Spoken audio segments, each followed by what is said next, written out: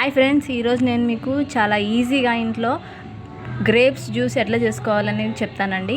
మిక్సీతో పని లేకుండా ఇది ఈజీగా కూడా చాలా సింపుల్గా చేసేసుకోవచ్చు ఫాస్ట్గా. దీనికి కావాల్సినవి మనకి వాష్ చేసుకున్న బ్లాక్ గ్రేప్స్ అండి, ఇవి సీడ్స్ అండి, సీడ్ గ్రేప్స్ అనమాట.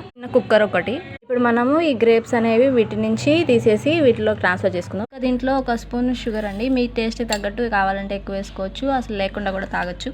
సరిపడా వాటర్ పోసుకోవాలి, ఇంత చాలు, అవి మునిగే వరకు.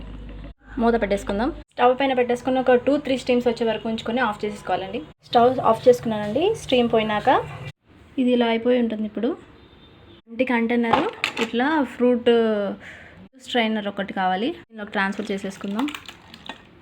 పిల్లో కూడా జ్యూస్ ఉంటుందండి, ఇంకా మెదిపితే దిగిపోతుంది. ఇది గ్లాస్లోకి ట్రాన్స్ఫర్ చేసుకోండి. గ్రేప్ జ్యూస్ రెడీ అండి. మీకు కావాలంటే చిక్కగా అనిపిస్తే ఇంకొంచెం వాటర్ యాడ్ చేసుకోండి, కూల్గా కావాలంటే